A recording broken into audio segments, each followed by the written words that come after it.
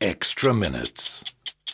It was a leap in a wild place, though, that when you thought you were going to lose her, that actually made you realise how much you loved her, wasn't it? Yeah, it was. It was. Tell me about that. It was in the Royal Gorge, and we were jumping at an event. This is in Colorado. in Colorado. It's a beautiful Yeah, place. Melissa, I never forget it. She walked out on the diving board. We had this diving board set up, and she did. She jumped off and did a double backflip, basically what we call a gainer. And as she came out, pitched the parachute perfectly. Everything looked perfect.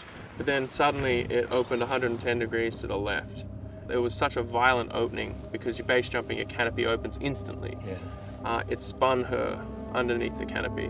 When you start twisting like that, all you can do is wait until you stop or try to stop, and it twisted down my risers, and I'm looking this way, but my canopy's flying that way.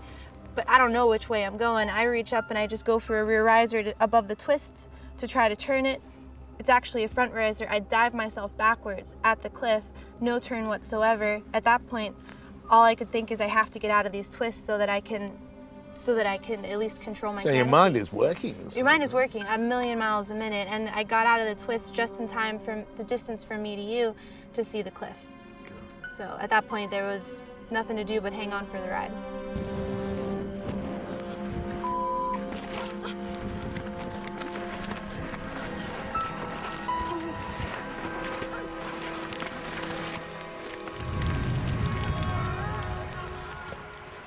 How much further did you have to fall? About another 200 feet. Probably free fall by then. Yeah, at that point it was talus, be. so I would have. I remember I could like paint the rock around me because I was looking at every little piece on it. They all keep trying to talk to me and yell at me, and at this point my blood flow is cut off, and I'm sure my body's shunting everything because of my legs, so I'm going into a bit of shock, and I need all the oxygen I can get because I know I have to stay conscious because they're not climbing up to me, they're rappelling down, and they're gonna toss me a rope with a beaner, so I have to be conscious when they get here.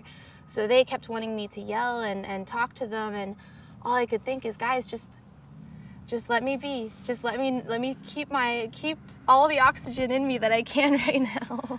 And then Rex, you yell the magic words at her. What do you shout to her? I was yelling at her to stay conscious and stuff like that, because this time I'd come to the bottom.